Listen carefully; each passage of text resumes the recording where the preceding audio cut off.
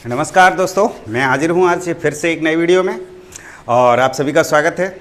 तो ये है कि आज हम एक नया वीडियो लेके आए हैं। तो आज का जो वीडियो है कुछ अलग तरीके से पढ़ाने का अंदाज भी अलग है और टॉपिक भी अलग है। टॉपिक तो बहुत ही इंटरेस्टिंग है, क्योंकि आप हर 5 साल में लोकसभा के चुनाव देखते हैं। तो वो लोकसभा के चुनाव से सरकार बदल जाती है। तो वही सरकार बदलने वाला जो कॉन्सेप्ट है आज हम लेके आए हैं। और वो तरीका क्या बदला है कि आप लोगों की कुछ कमेंट्स से उसमें मैंने देखा कि जब हम मैनुअल पढ़ाते हैं तो उसमें थोड़ी सी वीडियो बड़ी हो जाती है। ये कंफर्म है कि जब हम लिखेंगे पढ़ाएंगे तो वीडियो बड़ी हो जाती है। तो अब की बार हमने कुछ तक पॉइंट्स जो हैं पॉइंट नोट करके रखे हैं, तो हम उसमें आपको बताने की कोशिश करेंगे कि क्या है प्रधानमंत्री। ये एक बार आप समझते चले जाइएगा, बिल्कुल गारंटी इस बात की है कि भूल नहीं सकते हैं आप। प्रधानमंत्री वैसे भी जब से 2014 आया तब से बच्चा जान गया है प्रधानमंत्री क्या होता है। इससे पहले प्रधानमंत्री बन जाते।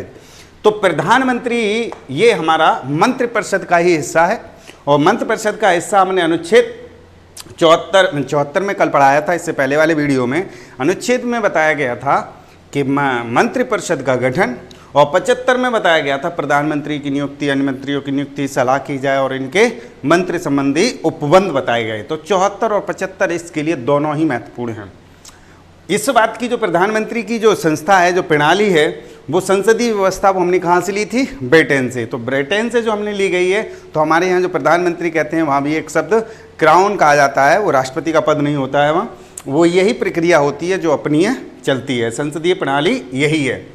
तो इसमें क्या है कि 75 में प्रधानमंत्री की नियुक्ति एवं अन्य मंत्रियों की नियुक्ति है, वो किस पे? राष्ट्रपति की सलाह पर, वो प्रधानमंत्री की सलाह पर राष्ट्रपति करता है। यानी नियुक्ति तो राष्ट्रपति ही करेगा, चाहे प्रधानमंत्री की हो और चाहे वो अन्य मंत्रियों की हो।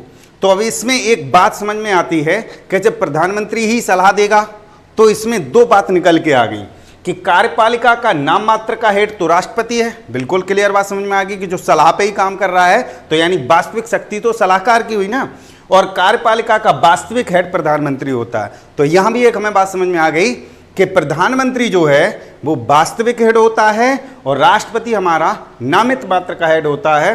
तो ये दो पॉइंट हमारे लिए बहुत महत्वपूर्ण हैं। अब ये अभी तो हमने कार्यपालिका हमने इससे पहले पढ़ाई थी, उसी का ही ये हिस्सा राष्ट्रपति निकाल के लाए थे।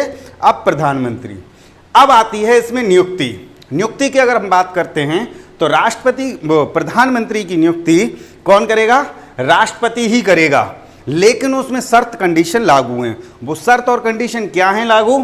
कि बहुमत दल का नेता, यानी जो चुनाव होता है वो बहुमत दल का नेता होना चाहिए।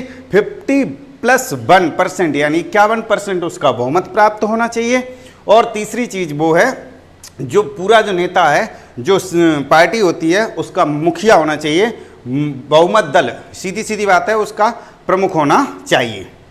अब यहां पर क्या है कि कंडीशन भी बनती है कि यदि वो बहुमत दल का नेता है, पार्टी उसकी है, चलो उसकी जिक्र हम बाद में कर देंगे। अभी निर्वाचन देख लेते हैं। यहां पर नियुक्ति और निर्वाचन दो शब्द आपने देख लिए। तो निर्वाचन तो प्रधानमंत्री का होता नहीं है। निर्वाचन क्या होता है इसको समझ लेना जरूरी है। प्रधानमंत्री का निर्वाचन नहीं होता है, ये हमने लिखा है। वो इसीलिए लिखा है कि निर्वाचन तो जनता द्वारा डाले गए वोट का होता है। जो वोट डालती है उससे चयनित होके जाते हैं। तो उसमें हम क्या चुनते हैं? उसमें जो हम चुनते हैं लोकसभा के सदस्य। तो यानी चुनाव तो लोकसभा के सदस्यों का होता है और नियुक्ति होती है प्रधानमंत्री की। अब इसमें यहाँ पर एक चीज समझ में आई कि जो लोग चयनित होकर के जाते हैं उनमें से एक नाम सजेस्ट कर दिया जाता है और उसी नाम के बाद उस व्यक्ति को प्रधानमंत्री नियुक्त कर देता है। बिल्कुल। अब हम आगे, उसमें से एक में लिखा है लोकसभा के सदस्य का निर्वाचन होता है, ये बात रखेंगे। रोज लोकसभा के सदस्य का निर्वाचन होता है। इसमें से एक व्यक्ति का नाम सुझा दिया जाता है और वो जाकर के राष्ट्रपति नियुक्ति कर देता है। अब यहां पर हमने लिखा बहुमत दल का नेता को 50+1% यानी 51% मत हासिल होने चाहिए, यानी 50+1, तभी वो उसका निर्वाचन के लिए, नियुक्ति के लिए उसका नाम सुझाया जाएगा। अब योग्यता देखिए, ये लोकसभा की बात है। प्रधानमंत्री जो है तो लोक इसकी योग्यता जो है कि राज्यसभा और लोकसभा का कोई एक सदस्य होना चाहिए। अब वैसे तो ये है कि हाउस ऑफ पीपल है, जनता द्वारा चुना गया है, तो लोकसभा का सदस्य होना जरूरी है। लेकिन यदि लोकसभा के सदस्य में किसी भी तरीके से वो लोकसभा का सदस्य नहीं है या चुनाव में हार गया है और प्रधानमंत्री बनने का दावेदार है, तो ऐसी कंडीशन में वो राज्यसभा का सदस्य भी हो सकता है, ये भी कंडीशन।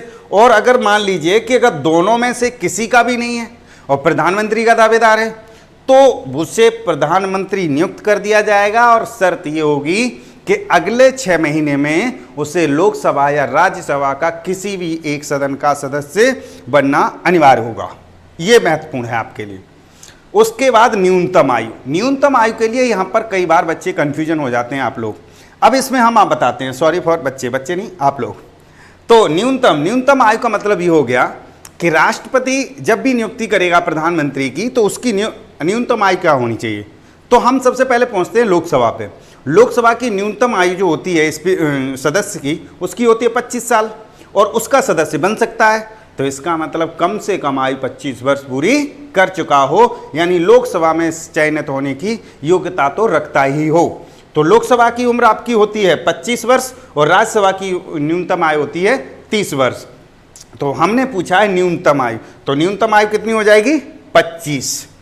इसके बाद अधिकतम आयु।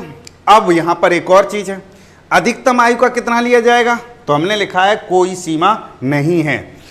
अधिकतम आयु की इसलिए सीमा नहीं बताई गई है कि लोकसभा से सदस्यों के प्रधानमंत्री बन सकते हो, लिमिट नहीं है। लिमिट उन लोगों की एज पे लगती है जो सर्विस के लिए होते हैं, नौकरी होती हैं, आईएएस हैं, पीसीएस हैं, या वो जज वगैरह हैं, सीजीआई वगैरह, उनकी एक लिमिट होती है क्योंकि वो नौकरी होती है उनकी सरकारी। यहाँ पर लिमिट नहीं होती है। कितनी बार प्रधानमंत्री बन सकता है, क्वेश्चन कि कितनी बार प्रधानमंत्री बन सकता है, तो इसकी भी कोई लिमिट नहीं है। आपके पास जितनी बार बहुमत हासिल हो जाएगा आप उतनी बार प्रधानमंत्री बन जाएंगे, 1 बार 2 बार 3 बार, और जितने दिन तक बहुमत रहेगा उतने दिन तक प्रधानमंत्री रहेंगे। कब तक रहेंगे ये भी नहीं पता। तो आगे आ जाते हैं। शपथ, अगर राष्ट्रपति अगर नियुक्त कर देता है तो शपथ भी तो लेनी पड़ेगी। तो शपथ लेगा तो शपथ कौन दिलवाएगा, राष्ट्रपति।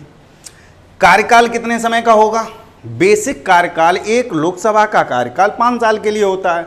अगर बहुमत हमेशा बना रहा है तो वो 5 साल पूरा रहेगा। यदि बीच में बहुमत टूट जाता है तो उसे बीच में ही हटा दिया जाएगा। तो यहाँ पर क्या है कि राष्ट्रपति प्रसाद पर्यंत, तो यहाँ पर ये है राष्ट्रपति का प्रसाद पर्यंत, जब तक राष्ट्रपति रखेगा तब तक उसे रहेगा। लेकिन राष्ट्रपति ऐसे ही नहीं हटा देगा, बहुमत है फिर भी हटा देगा, ऐसा नहीं है।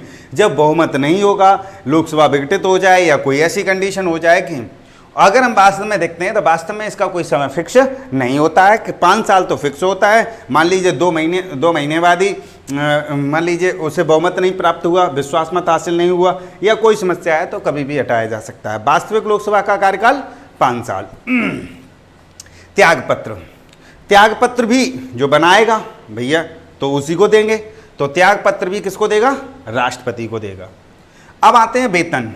वेतन में इसमें अलग से कोई वेतन नहीं होता है। प्रधानमंत्री का वेतन आपने हर जगह पढ़ा होगा, राष्ट्रपति, उपराष्ट्रपति, राज्यपाल, महाराज्यपाल, सारी जगह, लेकिन यहाँ पर नहीं होता है। इसकी वजह हम आपको बता देते हैं। ये लोकसभा का सदस्य ही तो होता है या राज्यसभा का सदस्य होता है, तो उसे जो वेतन मिलता है लोकसभा या राज्यसभा के सदस्य का ही वेतन है। और जो अलग से भत्ते जुड़ते हैं वो ही प्रधानमंत्री को आइसोलेट करते हैं, वहीं से प्रधानमंत्री का विश्लेषण हो जाता, अलग हो जाते हैं, औरों से भिन्न माने जाते हैं। तो प्रधानमंत्री का जो वेतन भत्ते हैं वो अलग हो जाते हैं, वेतन सांसद का ही होता है।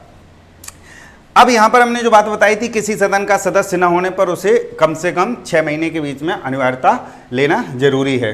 तो जैसा भी उचित होता है वहाँ से या तो चुनाव दोबारा हो जाते हैं और नहीं तो फिर राज्यसभा की सीटों का जो निकल के आता है वो अपनी राज्यसभा से सीट से पार्टी अपना प्रत्याशी उम्मीदवार भेज देती है। अब देते हैं कर्तव्य। इतनी बड़ी ड्यूटी करने के बाद, इतना बड़ा पद लेने के बाद इनके क्या कर्तव्य हैं वो देख लेते हैं बहुत शॉर्ट में। मंत्रिपरिषद के कार्यों की रिपोर्ट राष्ट्रपति को सौंपना। हर काम राष्ट्रपति इनके कर रहे हैं तो ये करते जरूर हैं, मूल रूप से हेड होते हैं, लेकिन इसमें एक बात होती है कि इनके ऊपर भी एक हमें बनाए गए हैं राष्ट्रपति। तो मंत्रिमंडल जो बनाया हुआ है, मंत्रिपरिषद जो बनाया हुआ है, जो कार्यों की जो रिपोर्ट है उनका विश्लेषण के लिए राष्ट्रपति के पास सौंपना। दूसरा है आपातकालम विदेश नीति के बारे में सूचित करना, कैसी आपत्ति है, कैसी विदेश के लिए है, जो कुछ भी है निर्णय नीति वो राष्ट्रपति को सूचित करेंगे। ये हमारे प्रधानमंत्री का मुख्य कार्य है। अब यहाँ पर दोस्तों देखते हैं कार्य एवं शक्तियाँ, कर्तव्य। शक्तियों में हम क्या देखते हैं, इनके पास बहुत सारी पावर है, बहुत सारी, क्या जब हमने यही लिख दिया कार्यपालिका का हेड है तो मंत्रिपरिषद का हेड तो है ही, बल्कि अप्रत्यक्ष रूप से पूरे सरकार का सत्ता पक्ष दल का हेड है, और पूरे सरकार मतलब हो गया पूरे देश का हेड माना जाता है। तो इसमें क्या है, शक्तियाँ, नियुक्ति के संबंध में राय देने का अधिकार। तो नियुक्ति के संबंध में जितनी भी नियुक्तियां करते हैं राष्ट्रपति, उसमें सारी नियुक्तियों में प्रधानमंत्री की सलाह होती है। हर जगह लिखा होता है प्रधानमंत्री की सलाह पर, चाहे वो कैग हो, महान्यायवादी हो, या CGI हो, या वो चुनाव आयुक्त हो, जिनको भी। लोकसभा में विघटन करने की राष्ट्रपति को सलाह देना। लोकसभा भंग होना, विघटित होना और विश्वास मत हासिल न कर पाना, हासिल हो जाना, इन जितने भी क्रियाकलाप से संबंधित हैं उस विघटन की जानकारी भी राष्ट्रपति को देने का प्रधानमंत्री का कार्य है। वह अब उसका एक मुख्य कार्य क्या है, वह सत्ताधारी दल का नेता होता है। प्रधानमंत्री सत्ताधारी दल का नेता होता है, तो उसका महत्वपूर्ण काम होता है कि विपक्ष को जवाब भी देना, जनता के लिए भी जवाबदेही है, जनता को जवाब देना, जनता के सवालों के जवाब देना और विपक्ष के जवाब देना, और विपक्ष की कुछ आलोचनाओं में से अगर कोई विश्लेषण ऐसा चीज़ है जो अडॉप्ट करने वाली चीज़ है तो उसको मान लेना भी प्रधानमंत्री का काम है। अगला, मंत्रिपरिषद का बैठक बुलाना और अध्यक्षता करना। जब मंत्रिपरिषद का हेड है, वो अध्यक्ष है, प्रमुख है, तो अध्यक्षता भी करेगा और बैठक भी प्रधानमंत्री ही बुलाएगा। मंत्रालयों का विभाजन करना और विकास के कार्यों को बताना। मंत्रालय कौन सा मंत्रालय किसे देना है, इस बात की सलाह वो राष्ट्रपति को देगा, और इस राष्ट्रपति के सहयोग से वो मंत्रालय विभाजित करेगा। रेल मंत्रालय किसे देना है, रक्षा मंत्रालय किसे देना है, वित्त मंत्रालय किसे देना है, इसकी सलाह प्रधानमंत्री करेगा, तब राष्ट्रपति नियुक्त करेगा। उसके बाद जनता का जवाब देना, ये हमने आपको बताया, ये संसद का खेल है। संसद का हाउस ऑफ पीपल, जनता द्वारा प्रतिनिधि चुना गया है और वो जनता के लिए जवाबदेही है, तो जनता के सवालों के भी जवाब देना प्रधानमंत्री का कार्य है। और नीति आयोग का दायित्व निभाना, नीति आयोग है, विदेशी परिषद हैं, जो भी हैं, जो संस्थाएं हैं, उनमें उनका राष्ट्रपति का मुख्य कार्य हैं। तो हमने एक आपको जितने भी विश्लेषण किए हैं इससे संबंधित सारे क्वेश्चन हमने, ये तो रहे प्रधानमंत्री से व्यक्तिगत संबंधित। अब प्रधानमंत्री से संबंधित और क्या क्वेश्चन बन सकते हैं, वो ये बन सकते हैं कि 1950 से लेकर के 2000 के बीच में किसी प्रधानमंत्री के बारे में पूछ लिया कि सबसे पहले भारत की महिला प्रधानमंत्री कौन बनी, तो कौन बनी आप पता करेंगे, इंदिरा गांधी। ऐसा कौन सा प्रधानमंत्री हुआ जिससे विश्वास मत हासिल नहीं हुआ, वो कौन थे, VP सिंह। ऐसा कौन सा प्रधानमंत्री हुआ जो गैर कांग्रेसी सरकार से बना, वो कौन थे, मोरारजी देसाई। ऐसे कौन से प्रधानमंत्री हुए जो सबसे लंबे कार्यकाल के लिए रहे, तो वो कौन थे, वो जवाहरलाल नेहरू। ऐसे कौन से प्रधानमंत्री हुए जिनकी मृत्यु ताशकंद में हुई, तो वो कौन थे, लाल बहादुर शास्त्री। ऐसे कौन से प्रधानमंत्री थे जिनको कार्यवाहक के रूप में 2 बार कार्य करने का मौका मिला, तो गुलजारी लाल नंदा। ऐसे कौन से प्रधानमंत्री थे जिनके कार्यकाल में 1965 का युद्ध लड़ा गया, तो लाल बहादुर शास्त्री। ऐसे कौन से प्रधानमंत्री थे जो अपने कार्यकाल के दौरान ही मृत्यु हो गई 1980 से 90 के बीच में, तो इंदिरा गांधी। ऐसे कौन से प्रधानमंत्री थे, बहुत सारे ऐसे क्वेश्चन बनाए जा सकते हैं कि किससे एक संबंधित जी के रिलेटेड क्वेश्चन है जो आप अधिक से बनाएंगे। तो कोशिश करिए दोस्तों, हमने इसमें बहुत कुछ समेटने की, और कोशिश है कि आप इसको लगाएंगे, ऑब्जेक्टिव लगाते रहें और एग्जाम के जो प्रीपेड क्वेश्चन हैं उनको देखते रहें, और कहीं दिक्कत आती है तो कमेंट बॉक्स में बताते रहें, हम आपको मिलते रहेंगे। आज के लिए इतना ही। लाइक शेयर कमेंट वाला जो प्यार है वो भेजते रहें। धन्यवाद।